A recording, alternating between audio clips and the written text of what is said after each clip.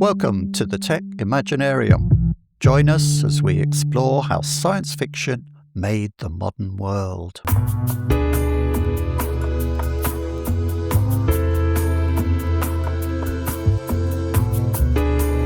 Hi there, I'm John Helmer and I'm here with my co-host and science fiction maven, Ezri Carlebach. Hello. Maven means that Ezri knows everything there is to know about science fiction. Now, last time, we were celebrating the centenary of Amazing Stories, the magazine that in 1926 gave science fiction its name, identity, and arguably its whole reason for existing. And in doing so, we spent quite a bit of time with the big names. Wells, Verne, Poe, the Mount Rushmore of the genre. This time, we're going somewhere different, because one of the things that makes science fiction interesting, not just as entertainment, but as a window on thought and culture, to be grand, is its shadow canon. Writers who don't make the syllabus, don't sell out on Amazon, don't get Hollywood adaptations or Netflix series. Well, in one case, one of the authors we're talking about today, they got a very good Hollywood adaptation, but it was really quite late in the day. We're talking about writers who are doing things with a form that the mainstream didn't quite know what to do with. And we're skipping a few decades here from 1926. We're talking about feminist science fiction, satirical science fiction, dystopian science fiction set in a Britain that was going to the dogs. And is still going to the dogs if you believe what you see on X. Ezri, you've picked 5 of these authors. So I'll start with the obvious question. Why these 5? What's the thread that connects them? I think to pick up that thread, we need to look a bit at what happened between the April 1926 launch of Amazing and the period when these 5 were at their creative peak, sort of late 60s to the mid-70s. And as you said, the first issue of Amazing Stories included SF's Mount Rushmore figures of the day, but also 3 less-known authors who nevertheless wrote about themes that are still common: encounters with aliens, trips to outer space, and so on. I think by the 1960s, the world had obviously changed, and SF was changing too. It had become well known as a genre internationally, certainly in the so-called advanced industrial economies. But according to the author and critic Kingsley Amis, SF was still mostly written by white American men for white American and British boys to read. So a big part of our connecting thread is the rise of British and of women science fiction authors, as we'll see in a moment. In 1960, Amis did make a decent stab at defining science fiction in his book New Maps of Hell, although he did it in a very writerly fashion. Science fiction, he wrote, is that class of prose narrative treating of a situation that could not arise in the world we know, but which is hypothesized on the basis of some innovation in science or technology, or pseudoscience or pseudo-technology. It's a bit of a mouthful, but we have to give Amis credit for going on to say, if you can't annoy somebody, there's little point in writing. That's very Kingsley Amis, that is. Yes. It is, indeed. So is the whole definition. But it was also quite a spur, I think, for people who did want to change things. When Amis was writing, the big 3 in SF weren't literary giants like Wells, Poe and Verne. The new big 3 were Isaac Asimov, Arthur C. Clarke and Robert Heinlein, a biochemist and 2 engineers. But the importance of, their work to the development of science fiction can't be overstated. Yet more diverse voices were beginning to make themselves heard. Some, like Ursula K. Le Guin, Samuel Delany, gained global fame. Delany was the first black author to win the prestigious Nebula Award in 1967. The following year, Anne McCaffrey became the first woman to win it, opening the door for many other women, including Ursula Le Guin, who went on to win 4 Nebulas. Le Guin and Delany, both Americans, of course, came to prominence around the same time as the so-called new wave of SF writers, and sometimes they even get included in that group. A new wave SF emerged from the sense of disillusionment felt by many in the late 50s and early 60s, when people were still really dealing with the traumas of World War II, but also becoming increasingly skeptical of the technological boosterism and frequent sexism that characterized mainstream SF. The term New Wave first appeared in 1961 in a piece for Analog Science Fiction and Fact magazine by an American critic called P. Schuyler Miller, and he applied it specifically to British writers. The New Wave quickly gained wide recognition, particularly once Michael Moorcock had taken over the editorship of New Worlds in 1964, And New Worlds was already a well-established mainstream SF magazine. But Moorcock set out with the aim of breaking down the barriers between science fiction and other literary forms, and he encouraged writers to experiment in every possible direction in both form and content, with influences like surrealist art, pop culture, psychoanalysis, and radical politics. Of course, Moorcock holds a singular position in the history of English literature, and we should add rock music, given his famous collaboration with the space rock band Hawkwind. Oh, Hawkwind. And his own band, the Deep Fix. Yeah. You can't knock a bit of space rock, John. It's great when you're working. Ezri, you've already astounded me. I didn't expect us to go to Kingsley Amis and then Hawkwind, but carry on. Oh, well, that's the new wave for you. We're going to go into weirder places as well. It was another British author, J.G. Ballard, who provided, I think, the most succinct explanation of new wave sensibilities. Writing in New Worlds, Ballard declared he was more interested in inner space than outer space. He was drawn to the psychological processes around the changing relationship between humans and technology, and that was visible in everything from the CND campaigns of the 1950s to Harold Wilson's famous White Heat of Technology speech in 1963.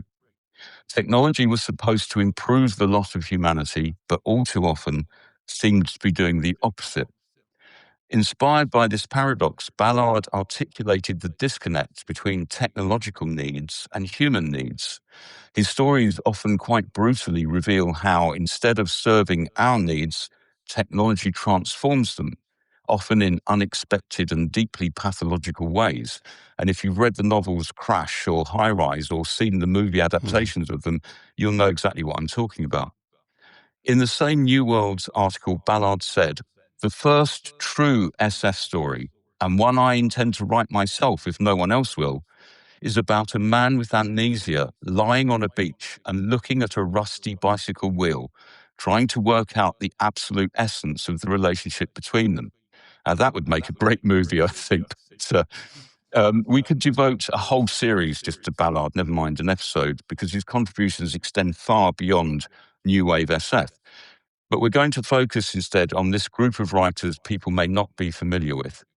As you said, John, these five pioneered science fiction written from different perspectives, feminist, satirical, dystopian, and they stretched the boundaries of what we call SF pretty much to breaking point. So before we get into the detail here, I just want to give it a bit of scientific context. We've got a spread of authors here, really, going from the 60s, 70s, and into the 80s. But I'm going to take quite arbitrarily not arbitrarily at all, really. I'm going to take 69 as a kind of hinge point. What was happening in science and society in 69? We talked last episode about the science in 1926, the terror it produced, the bewildering weirdness of quantum physics, but also the excitement, the feeling that there was a vast universe out there that we were just discovering, full of stars and planets that we might one day travel to. By 69, it might have seemed that at least a particle of that big, expansive surmise had quite gobsmackingly become a reality. That summer, I was a small boy staying at a rather down-market holiday camp in Somerset I think it's called Breen Sands. Well, I was at Pontins, not Butlins, because Butlins was a bit too working class for my dad.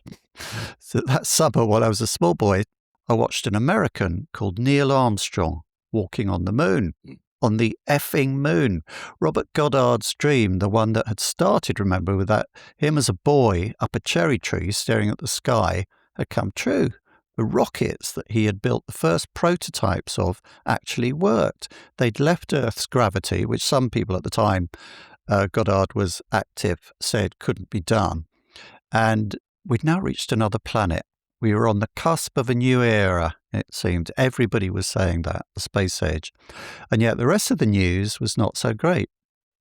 68 had brought the assassinations of Martin Luther King, Robert Kennedy, the Vietnam War, the Prague Spring crushed by Soviet tanks, the Paris événement, here we go again, Helmer mispronouncing French words, the shadow of 68 that spread across the world.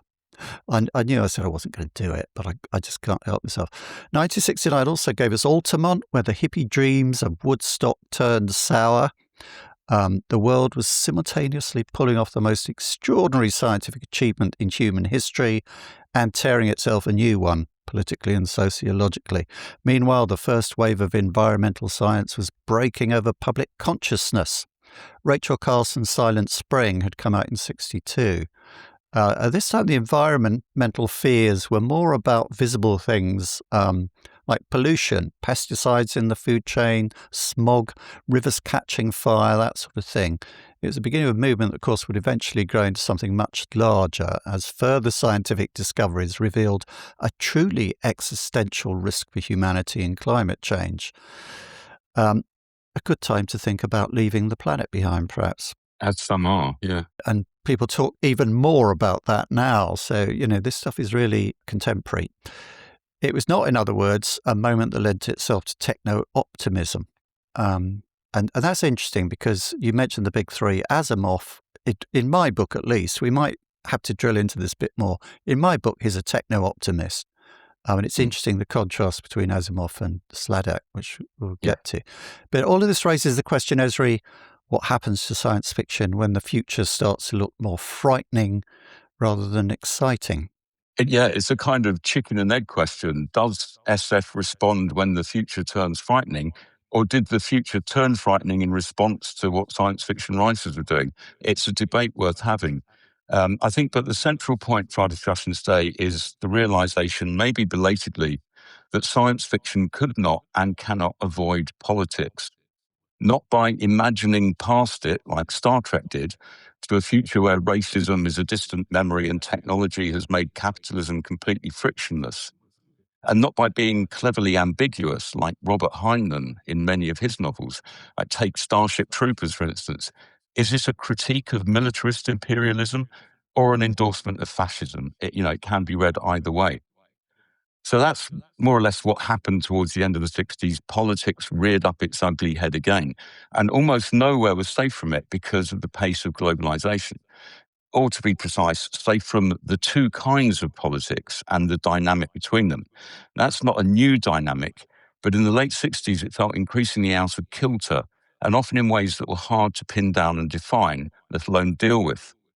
And the best description of these two kinds of politics is to be found, naturally, in a science fiction book, a 1974 anthology of short stories and poems entitled Bad Moon Rising, taken, of course, from the Creedence Clearwater Revival song. Great record.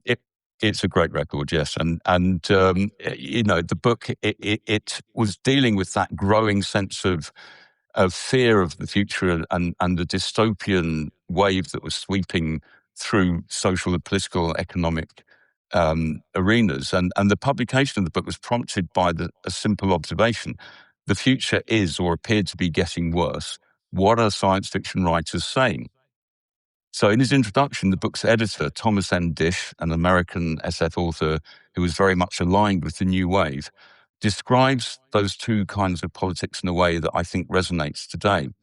The first type, he says, is the ideal type of politics, stemming from our imaginative capabilities, and typically presenting the world in simple opposites, north and south, left and right, them and us, good and evil. And Dish calls the second type of politics the art of the possible, the politics that draws on our pragmatic capabilities of negotiation and compromise. But rather than seeing these two as incompatible, Dish says they are necessary to each other if we want to achieve genuine progress. If all things are perceived as either black or white, he wrote, one is soon reduced to a sterile, despairing fanaticism, whether of the left or the right, and then to terrorism and or suicide. Yet, in a fog of varying shades of grey, one may muddle from one expedient to another until one stumbles into the devil only knows what horrors. He goes on to claim that all writing about political futures is thus by definition science fiction. And that's maybe why, at least partly, new wave writers claimed speculative fiction as the real meaning of the initials SF, although, ironically, the term speculative fiction was actually coined by Robert Heinlein in 1947. Two of the five authors we are featuring today wrote stories for the Bad Moon Rising anthology, Kate Wilhelm and John Sladek. And before we dig into the five in more detail, I'd love to share an outline of Sladek's story. Called The Great Wall of Mexico, it's set in a near-future America where a businessman with no political experience gets elected president by promising to build a wall on the border with Mexico. Its purpose is, so he claims, to keep out rapists and drug dealers. However, an FBI investigation reveals that it's actually a real estate scam. The story ends, and a spoiler alert here, with the accidental nuking of American retirement communities built near the wall by the president's family business. In a televised address, the president regrets the millions of deaths while stressing the extra protection created by the radioactive fallout along the border. And to a background of music from Disney movies, the president declares, "The future is ours, my countrymen. We will rebuild our wall taller and stronger and safer than ever, so secure that it will last 1,000 years. Come, help me make this country strong." Now, whether he was wearing a baseball cap bearing that slogan is not mentioned. It is tempting to call a story like that prescient. Remember, it was written in 1974. A word that comes up again and again when we look at the work of these five authors from that period, roughly 68 to 76. And it gets to the heart of my interest in them. It's why I think they're important to read now, not just for entertainment, although they can be very entertaining, but for genuine insight. And if we pay close enough attention, maybe some helpful warnings as well. So let's dig into the authors that you've chosen for us today, Ezri.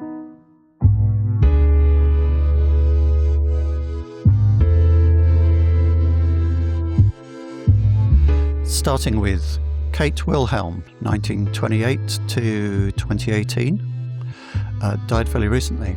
Kate Wilhelm was born in Ohio in 1928 and over 5 decades wrote science fiction, mystery fiction and speculative fiction. She won the Hugo, the Nebula, the Locus. Basically, she cleaned up on the awards front. But is she anything like as well known these days as Asimov or Arthur C. Clarke? Sadly not. Wilhelm was also a co-founder of the Clarion Writers' Workshop, which trained more science fiction writers than possibly any other institution on Earth. And despite winning SF's top prizes, she's now better known as a mystery writer. She had 2 completely separate careers, running simultaneously in 2 different genres. Overachiever. Her big SF novel for our purposes is Where Late the Sweet Bird Sang.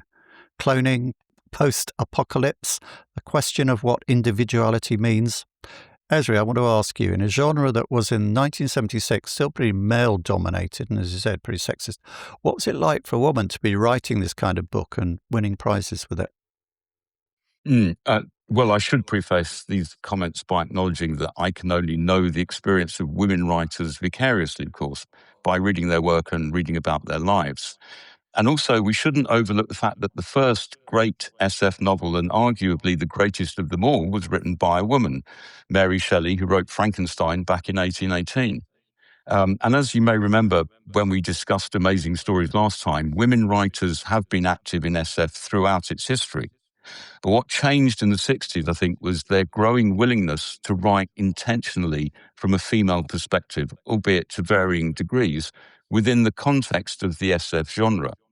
So while you had somebody like Isaac Asimov rejecting even the idea that SF writers should be concerned with characters and their inner world, Kate Wilhelm was able to write great science fiction that had well-drawn characters dealing with a range of psychological, moral, and philosophical challenges. Her short stories started appearing in science fiction magazines from 1956, although, as you mentioned, her first book, published in 1963, was a mystery novel.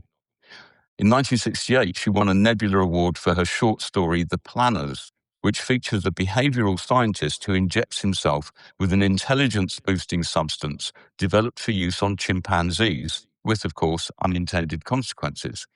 An idea that you can see in the 2011 movie Rise of the Planet of the Apes. I don't know if the Rise of the Planet of the Apes screenwriter Rick Jaffa knew Wilhelm's story, but it's entirely possible. Her influence runs deep, even if unacknowledged, despite the visibility that she gained as a woman in the world of SF. Wilhelm was one of the new voices that were transforming science fiction by focusing on human relationships and the interaction of those relationships with actual or imagined technologies. Where Late the Sweetbird Sang is her most important science fiction novel, and having it published in 1976 by literary publisher Harper and Row, rather than by one of the genre publishers, was a major development.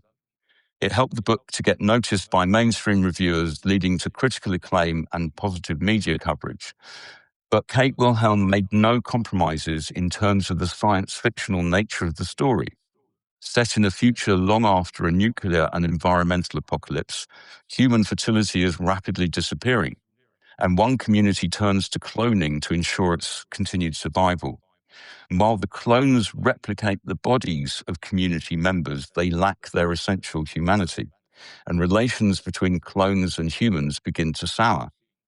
As you mentioned, Where Late the Sweetbird Sang won multiple awards, the Hugo, the Locus Award, the Jupiter Award, shortlisted for the John W. Campbell Memorial Award, and also for the Nebulas. And as you also mentioned, Kate Wilhelm devoted a great deal of her time and energy to helping other writers, men and women alike.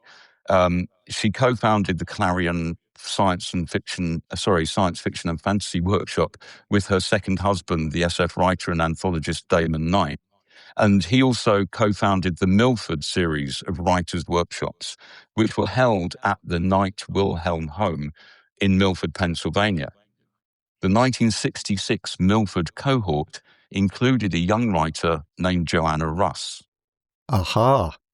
Before we move on to Joanna Russ, just to say, cloning is interesting because it was very big. It was big in the 70s. I mean, we heard a lot about it, and there was speculative fiction written about it. But it's one of those things that kind of, apart from maybe in biochemistry, didn't really catch on. You think? Well, the technology proved trickier than it might have initially been seen as. We did eventually get Dolly the sheep, if you remember, in the 1990s.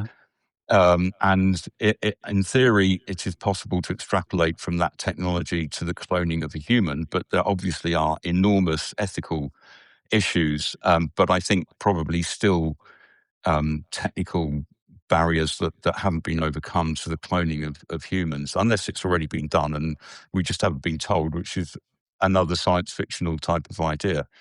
And of course, we did get the great slogan from that period, "You're never alone with a clone." I haven't heard that one. I mean, this is a great age of sort of badges and stuff that people exactly. wear. Was that a badge or a bumper sticker? It was a badge and a bumper sticker, along with my other favourite from that era: "Support peace, or I'll kill you." Yeah, okay. Let's move on to our next author. Joanna Russ was born in the Bronx in 1937, died 2011, studied English at Cornell, where one of her tutors was Vladimir Nabokov, one of my favourite authors, which is quite a tutorial group. And she got her MFA from Yale. She spent her career as an English professor while simultaneously writing some of the most formally radical science fiction of the 20th century. Her 1975 novel, The Female Man, follows 4 versions of the same woman across 4 parallel universes, each universe defined by a different relationship between men and women. But actually, it's just occurred to me, is Virginia Woolf's Orlando a science fiction novel? Yes. And again, this is one of the endless discussions. If a literary writer writes science fiction, is it science fiction in the way that it is when a genre writer writes it, or is it something else? And Ishiguro and others have written, Ian McEwan, and obviously famously Margaret Atwood with The Handmaid's Tale. They're all serious literary writers, but they have written science fiction, no question. Okay. So back to Joanna Russ. She also wrote How to Suppress Women's Writing, which is exactly what it sounds like, a forensic examination of the ways literary culture has systematically erased women's work. Didn't entirely succeed in her case. She's still in print, though arguably much less well-known than she should be. Fun fact, as a high school student, Russ was one of the top 10 finalists in the Westinghouse Science Talent Search, a nationwide US science competition. She had the mind for hard science. She chose literature instead. Ezri, The Female Man was actually written in 1970, but didn't find a publisher till 1975, 5 years in a drawer. What does that tell us about where the science fiction world was at? I think it says a lot about the ongoing struggle women had to get taken seriously, whether they were writing the uncontroversial, bug-eyed monsters or space opera type of story, let alone radical feminist SF. Joanna Russ had begun writing at a very young age, turning out the wonderfully titled Thoughts of a Deluded Scientist when she was just 12. And around the same age, with the encouragement of book-loving parents, she picked up both an anthology of SF stories and a physics textbook, leading, as you said, to her abilities in science as well as literature. Sadly, though, her parents' relationship deteriorated after her father became seriously ill, and Russ's adolescence was marked by the realization that while men were so powerful in the world, they could feel so profoundly threatened by women who showed intelligence and claimed their independence. In science fiction and fantasy stories, Russ saw a route to a world of broader horizons, other possibilities, but obstacles soon arose. In 1960, when she received her Master's in Fine Art from Yale, she adapted J.R.R. Tolkien's The Hobbit for the stage. And doing the right thing, she sought permission to have it performed and sent Tolkien the manuscript. He returned it with dismissive comments scribbled throughout, calling it a mistaken attempt to turn certain episodes of The Hobbit into a sub-Disney farce for rather silly children. And Russ just merely noted on the title page, Tolkien didn't like it, wouldn't let it be publicly performed, and shoved it in a drawer, where it stayed unknown until after she died in 2011. Whatever Tolkien's reasons for that kind of harsh response, it was indicative of a post-war environment, particularly in America, in which repressive gender roles were back with a vengeance. The sort of stereotypical white picket fence around a house where the woman is the mother and the man commutes to the big city to work. As Russ's biographer, Gwyneth Jones, notes, female graduates were not expected to have academic or literary careers, but to become faculty wives. And maybe Russ didn't set out to write feminist science fiction, but her experiences both in academia and the science fiction world made it inevitable. As you mentioned, she completed The Female Man by the end of 1970 after attending a groundbreaking conference on feminism at Cornell in 1969. But she shoved it in the drawer while she wrote essays on women and literature and an increasingly political book reviews column for the magazine of fantasy and science fiction. And her reviews are very interesting. They're, I think, pretty much all available online because she laid bare the problems that writers, male and female, faced in trying to genuinely create new images of gender or family roles and responsibilities or even gender equality. There are plenty of images of women in science fiction, Russ wrote. There are hardly any women. She was still publishing short stories as well, many of which, overtly or otherwise, were related to the characters and themes of The Female Man. The novel itself, as you said, has a parallel worlds plot, and Russ knew about the many worlds theory and quantum mechanics from her continued scientific reading. The novel is about 4 women, all with similarities to Russ herself in various ways, who interact across time and space. But in a way, the central role is taken not by a woman, but the all-women society on the planet of While Away.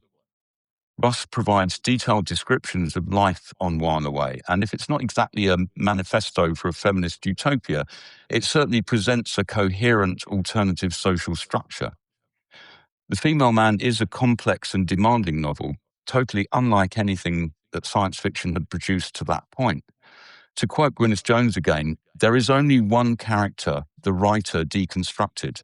There is only one story, how she came to embrace radical feminism while retaining a feminine past still living inside her, whose alter ego is a fury of repressed rage and a present identity as a battle-weary female academic and writer goaded by incessant sexism, whose alter ego lives in a future cleansed of gender role dominance. Russ anticipated that the science fiction community would find her book difficult and tried to get a literary publisher to take it. None would. Eventually, after 5 years, it was accepted by Bantam, who'd put science fiction writer Frederick Pohl in charge of its science fiction list, and he immediately saw the worth of the book. It was, as expected, denounced by critics as shrill, man-hating, not a real SF novel, even not a novel at all. But actually, readers thought otherwise, and The Female Man was a commercial success, selling more than 500,000 copies within 10 years. Sadly, that kind of success eluded our next author, of whom Locus magazine said, "For humour of the very blackest dye, John Sladek has no peer." Cautionary tale there with that last author. I wonder, if we compared her play of The Hobbit to the 3-part film that was recently made of it with Martin Freeman in it, if it would be all that different. Very sad. Anyway, let's move on to John Sladek. John Sladek was born in Iowa in 1937, died in 2000. He was born in the same year as Joanna Russ, a direct contemporary as it happens, and in 1966 he moved to England, which turned out to be exactly the right place at exactly the right time. Swinging London, Beatles, Stones, Dylan, psychedelic drugs, gear fab. He fell in with Michael Moorcock's New Worlds crowd that you've mentioned, Ballard, Moorcock, Thomas Dish, the British New Wave. He was regarded by people who knew the field as one of the funniest, sharpest satirists it had produced. His 1983 novel Tik-Tok, which I'm reading at the moment, features a robot whose Asimov circuits, the built-in ethical constraints that are supposed to stop robots harming humans, have simply stopped working. The robot becomes a sociopath, to put it mildly. Psychopath might be nearer the mark. It won the BSFA award for Best Novel. And if all that isn't eerily prescient enough for you, under the pseudonym James Voch, Sladek wrote a straight-faced non-fiction book arguing for the existence of a 13th sign of the zodiac suppressed by the scientific establishment. His explicit aim was to demonstrate that people will believe anything if you present it with enough confidence. It worked. Fake news. The book sold well. Fake news continues to sell well in 2026, probably better than ever. So an interesting experiment that. I actually have a vague memory of somebody telling me there were 13 signs in the zodiac now, way back. So, I mean, it got into the public consciousness, and it was a deliberate kind of a deliberate trope. On the subject of Sladek's Tik-Tok, though, this author wasn't, of course, the first person to think about what happens when the rules governing robots break down. That honours belongs to Asimov, of course, whose robot stories from the 1940s, collected in I, Robot in 1950, posed exactly that question. It's a really interesting comparison, I think, Ezri, reading I, Robot and reading Sladek at the same time. Asimov's 3 laws are essentially an exercise in robot ethics. If we build those safeguards, can we trust them?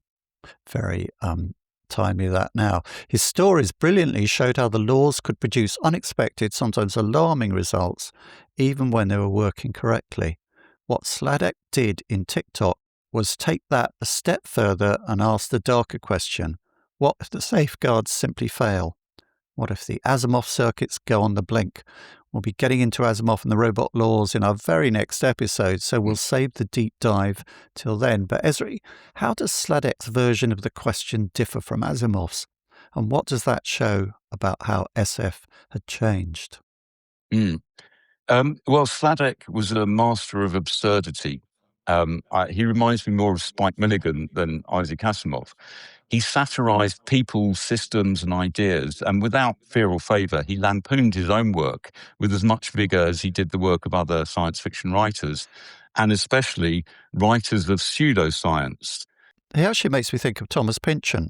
Yeah, there are similarities. Yeah. His book Arachne Rising, which you mentioned, the fake book about the 13th sign of the zodiac, was maybe inspired is the wrong word, but he was infuriated by people like Eric von Daniken, Emmanuel Velikovsky and his crazy comet theories, L. Ron Hubbard, and so on. Graham Hancock. Yeah, there are many writers of pseudoscience, they were called.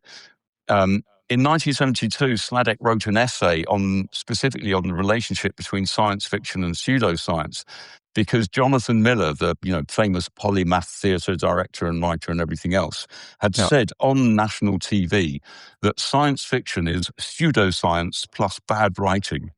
And Sladek noted that they do start with the same what-if question, but whereas SF uses it to make you think, pseudosciences use it to tell you what to think. And like most of us drawn to SF in one way or another, Sladek was fascinated by robots and the notion of machine intelligence. Asimov, of course, coined the term robotics and came up with the famous 3 laws. He saw robots really as helpers, friends, and even lovers, potentially aspiring to the humanity of their makers. Good example is the robot played by Robin Williams in the movie adaptation of Asimov's story, The Bicentennial Man. Sladek, on the other hand, while he saw them as interesting, thought they were dangerous precisely because they might aspire to the humanity of their makers. And he was influenced by great satirical writers like Jonathan Swift, Henry Fielding, and Tobias Smollett, and said that his creation of the homicidal robot Tik-Tok was inspired by the story of Jonathan Wild, a notorious 18th century criminal. Henry Fielding had fictionalized the life of Wilde in his 1743 novel, The History of the Life of the Late Mr. Jonathan Wild. And he'd done it as a parody of that literary fashion to present stories as histories rather than fiction. The real Jonathan Wild was a cruel and ruthless man, the leader of a violent criminal gang who at the same time knew how to manipulate the legal system, something that Fielding used to draw parallels between criminals and politicians.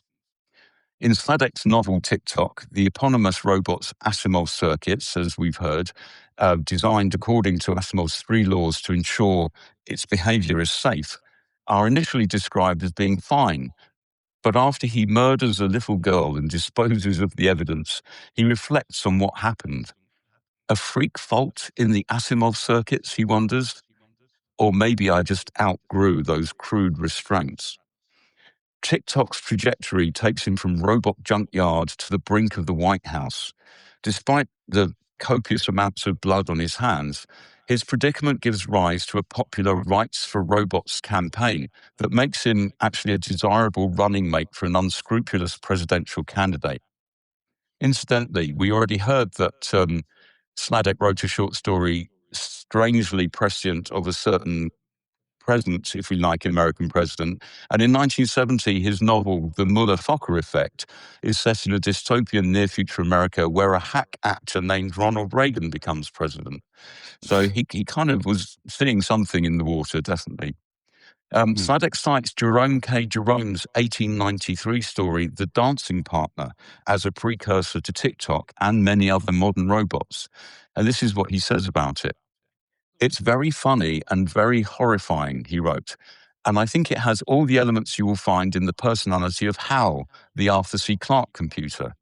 It's not only an automaton trained to dance, it also makes good dance conversation. It asks a young lady how long she's been in town, and does she come dancing often, and so on and so on. Of course it goes wrong, and she dies a horrible death. But even while it's crushing her to death, it's asking her all these inane questions. And I think there's a definite warning there, sorry to say, for the use of Claude and ChatGPT and all these other things. It may well continue asking us inane questions while it crushes us to death.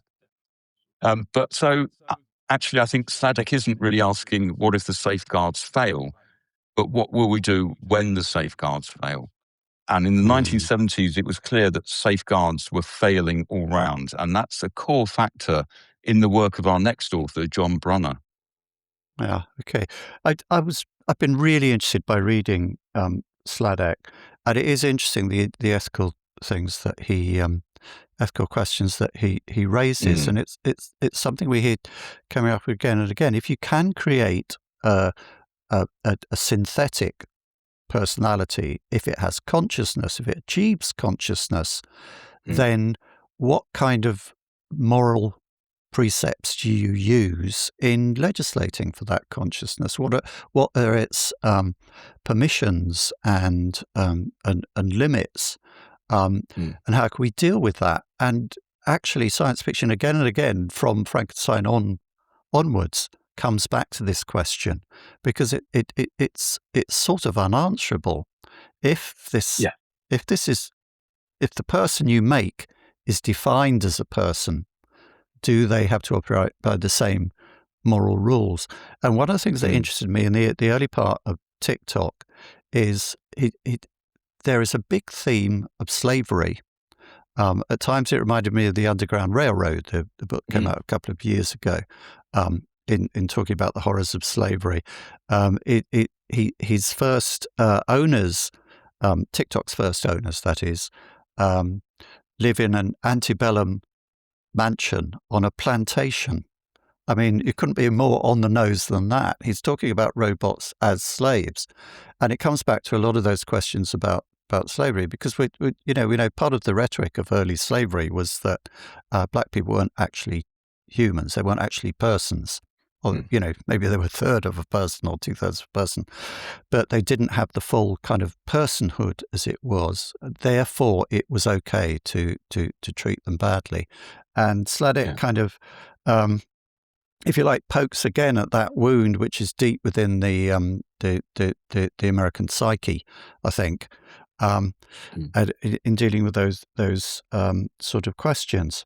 Another thing that occurred to me while reading this is, of course, I spend most of my life muttering through WhisperFlow into the computer, talking to a kind of synthetic artificial human called Claude. Anybody who's been through that experience knows how odd it is, how impossible it is not to anthropomorphize within that relationship. And also, again and again, and the sense that this intelligence is getting better so quickly that you very often get an uncanny valley. But what were you going to say there, Ez? Just that there is a really significant problem here, because we do tend to anthropomorphize our inventions, and none more so than so-called artificial intelligence and robots.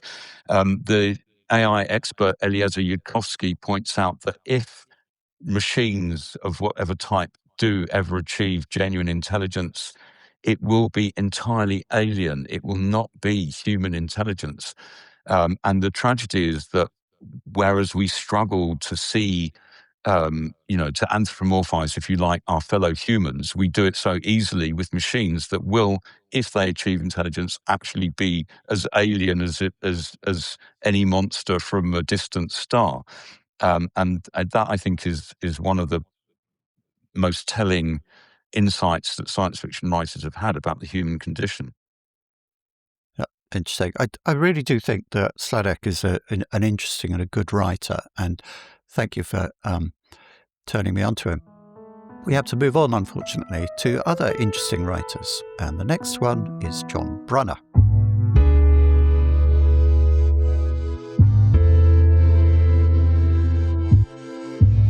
John Brunner was born in Oxfordshire in 1934, died in 1995, published his first novel pseudonymously under a pen name at the age of 17. He went on to write over 100 books, which is either impressive or alarming, depending on your view of productivity. His serious reputation rests on 4 novels he produced between 1968 and 1975, sometimes called his Club of Rome quartet. Each one takes a different civilizational crisis and extrapolates it to its logical and catastrophic conclusion.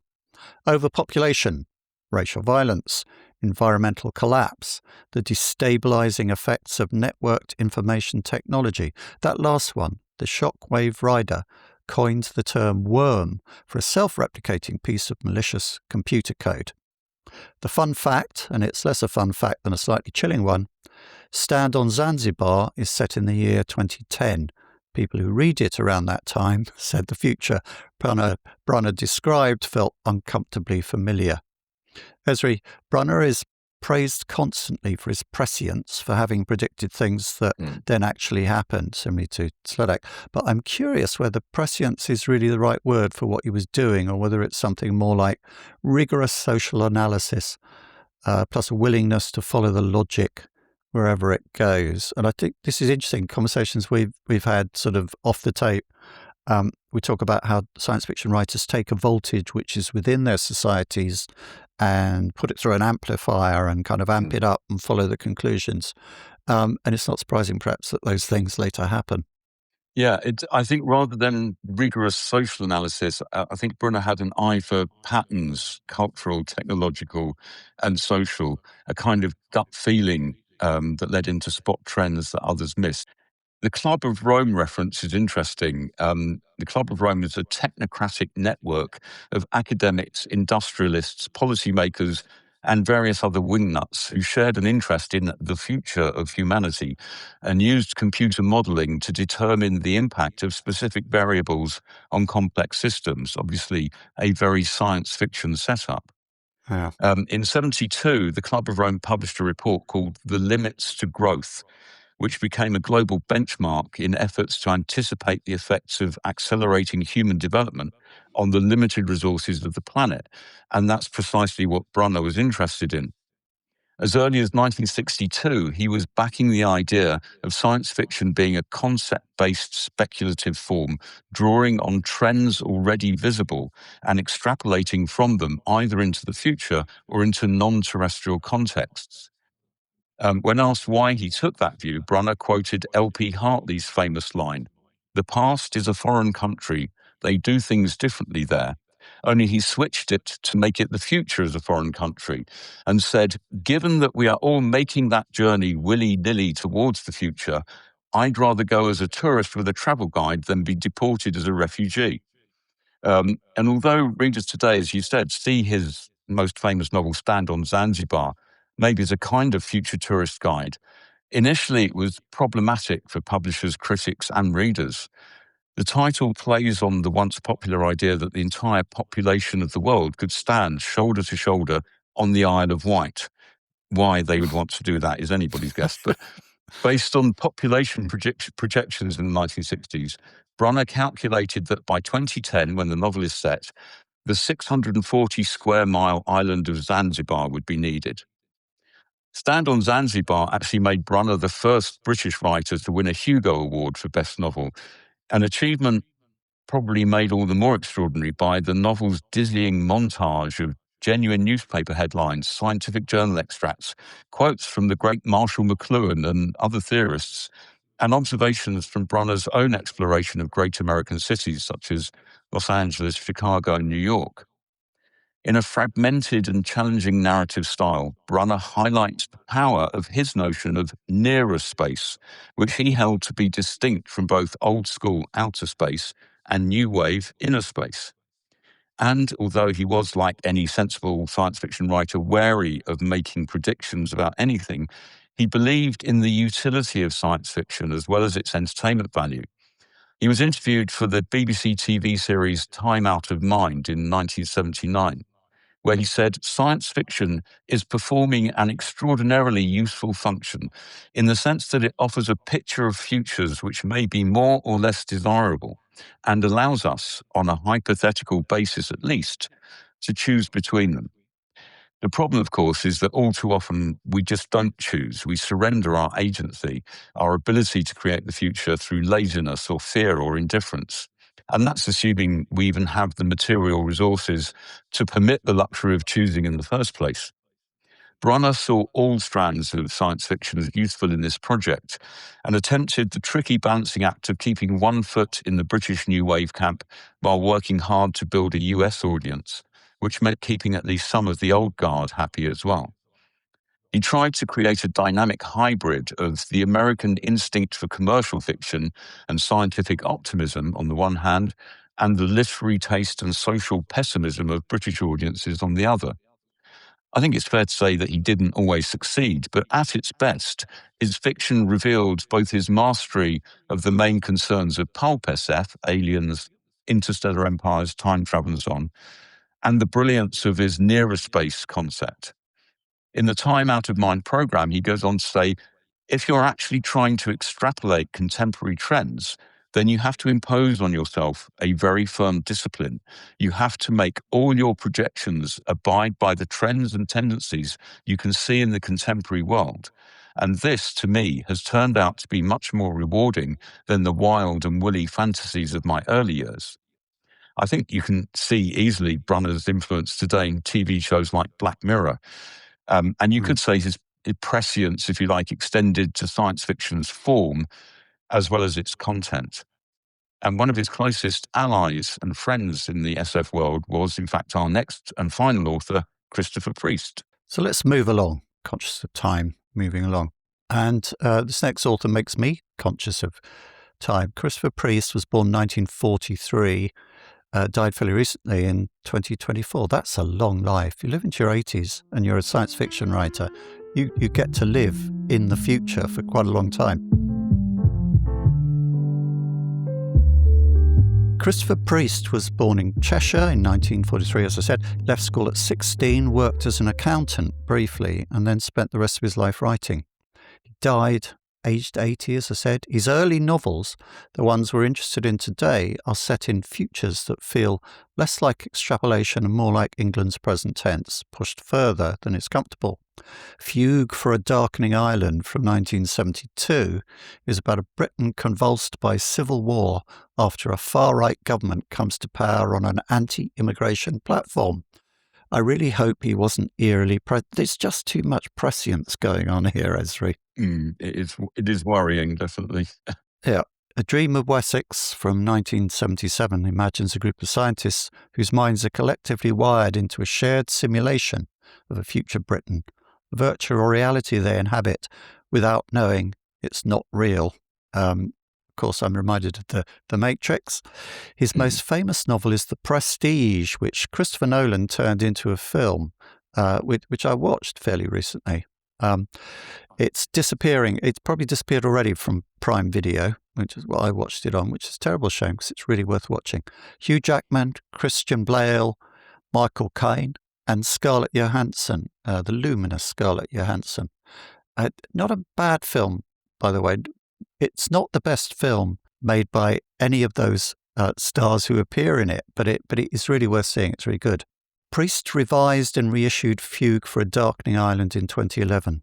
He couldn't decide, perhaps, whether he was describing something that might happen or something that already was. And we should flag that Fugue has been criticised for the way it handles race. Priest himself acknowledged this. Ezri, how do you read that book now? Is it possible to separate the political prescience from the racial framing? Well, we have to look at the work of Christopher Priest in the round to determine that. And that means looking at perhaps the most profound questions of all that stalk the pages of his work, and I guess all good writing. Who are we? Why are we here? What is real and what is not? And how can we tell the difference? And any discussion of Priest's writing also introduces the concept of liminality, of existing between different states of consciousness, different realities, and the problems of trying to integrate them. And liminality is important in his career path as well. He started out as a self-described science fiction writer and found himself listed amongst the up-and-coming writers of contemporary literary fiction. He got rebuked sometimes by the SF world for turning his back on it, and sometimes excluded from the literary world for being a genre writer. Nevertheless, there is a coherence to his output, from his first novel, Indoctrinaire, published in 1970, to his last book, Expect Me Tomorrow, which was only published in 2022, not long before he died. The title of Paul Kincaid's critical biography of Priest signposts the connecting theme, the unstable realities of Christopher Priest. Now, I read Fugue for a Darkening Island in the original edition, not the revised one that came out later, and it definitely doesn't make for comfortable reading. It presents in a very unemotional tone a moral vacuum into which England has descended when confronted by the contradictions between its liberal values and its geopolitical vulnerabilities. You could argue that Priest, like J.G. Ballard, was less concerned with race per se than with skewering the hollow and banal realities constructed by a white bourgeois class and its failure to comprehend the threat of technology. Broadly speaking, though, from the origins of modern SF in the 20s up to the 1970s, science fiction doesn't have a great track record of dealing with race. Racism was overt in some authors, sublimated in others. I mean, after all, what are all those alien invasion stories really about? Mark Bald, writing in the Cambridge History of Science Fiction, says, SF was shaped by, often embraced, and sometimes championed racial and colonial ideologies. But much of SF was also socially liberal, even if being colourblind in the way that many in the progressive community saw themselves was effectively an enabler of racism. And as we've seen with Star Trek, there was also a belief that humanity would somehow outgrow racism in the future.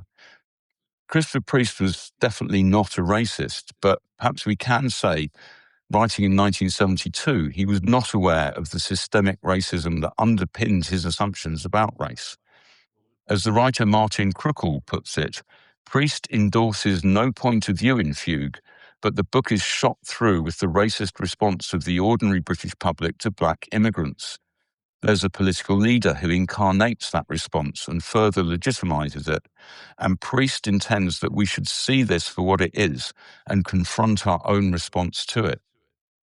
And other critics have pointed out that, in a way, Priest was echoing H.G. Wells's inversion of colonialism in The War of the Worlds, where Mars does to Britain what Britain was doing to large swathes of the Earth. Fugue for a Darkening Island asks us how we might respond when outrages happen in England of a kind we routinely ignore when they happen in Africa. Yes, it's unsettling, and that's the point. Is it prescient? Maybe with hindsight. And that's perhaps what links all five of these authors we've been looking at. They're not prescient in their own time, in the sense that they were predicting a future that we now experience as the present, but in the sense that we could all predict the future if we just paid close enough attention to what's going on around us now. Just a couple of things to pick up there. One very important thing I forgot to mention was that, of course, David Bowie was in The Prestige as well. Musical hero of mine. Not have to say an acting hero of mine.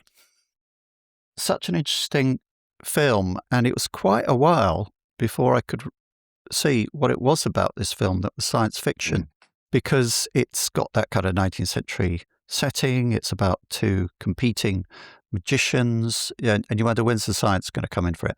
And they're doing these theatrical tricks where they're kind of disappearing from one box and turning up in another. And the point, it's kind of Michael Caine who brings up the science fiction element, is that he hints that actually what's happening in one of the tricks is not a trick, doesn't employ a double, but is actually science. And the reason that David Bowie is significant is he plays Nicholas Tesla. Tesla, now known as a brand of car, obviously. And that's the hinge, that through Tesla's science, what appears to be a magic trick actually is a real trick. It's not it's not a trick at all. It's science. It's real. It actually happens. Yeah, and that's a theme that we're going to pick up again and again. I think, especially when we get to Frankenstein, we can talk about this. Where magic becomes science and vice versa. So let's move on now to summing up. Ezri, there's just a couple of things that I want to tease out from mostly from things you've said here. But one thing really is that's come up again and again is prescience and prediction, and almost becomes weary in repetition that we're looking at how these people predicted the future. Were they prescient? What is the difference between prescience and prediction from your point of view? And is it significant that the word prescience contains the word science? Yes. I mean, it's pre-science, isn't it? It's the idea that you can have knowledge before that knowledge is made explicit. And it's much more useful as a literary concept than as a scientific concept. Prediction is very different. As the physicist Niels Bohr famously said, prediction is very difficult, especially of the future. And the quantum theory of many worlds, which inspired Joanna Russ, suggests that at every point in our existence, we have choices, however minute they might be. And the choices we don't make are made in some parallel universe and create all these different worlds. And in a way, therefore, it's impossible to be prescient or predict because all possible futures exist anyway. But in the literary sense, that's not the point. The point is interrogating ideas, as Brunner did, looking at trends and being disciplined about following a logical train from a current trend to an extrapolated trend to make your future world that you're creating more coherent and more credible. So it is. There are other forms as well, anticipating the future. There's prophecy. There's just the daily kind of thinking about what you've got to do tomorrow. You could consult tea leaves or goat's entrails and all sorts of other means of getting to know what might happen. But it's the meaning is context dependent, and the scientific aspect, I think, as I say, is quite different from the literary aspect. I think it's worth saying that we're not in the kind of prediction markets business here. It's a new kind of tech phenomenon that's really quite interesting, and people are getting very excited about. People are getting arrested very scared for about. it as well. People are getting arrested for insider trading.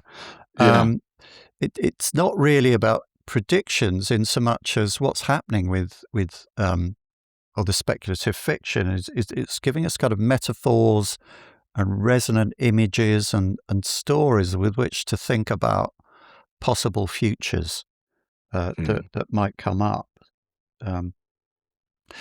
So while we're talking about looking forward, Ezri, tell us what we're going to be covering in the next episode. Well, we're going to look at Isaac Asimov with a slightly less satirical hat on, I think, and his influence and the influence of the robot laws, which has been obviously absolutely enormous within the world of science fiction and as we've been discovering outside the world of science fiction as well. The fact that the 3 laws of robotics are discussed and debated in physics labs and robotics companies. As we said earlier, Asimov actually invented the term robotics. So it's one of those points where science and science fiction are absolutely joined at the hip. And Asimov himself is a fascinating character. His background and his philosophy, I think, are worth looking at in some detail as well. So it should be a very good discussion, I hope. Really looking forward to that, and it's very timely as well. I discovered quite recently that people who are making software to control AI software to control robots, some of them actually use Asimov circuits and the Asimov 3 laws and all the problems that raise in working out how they're going to put guardrails into particularly domestic robots. So that's going to be a really interesting one to do. So you've been listening to the Tech Imaginarium, how science fiction made the modern world. If you've enjoyed the show, make sure to subscribe on your platform of choice, and it really helps other people find us if you leave a positive review, 5 stars and all the rest of it. Tell your friends, tell your enemies too. The Tech Imaginarium is a learning hack podcast produced and hosted by John Helmer, written by John Helmer and Ezri Carlaback. The music is by Nick Dwyer, recording as Flintet.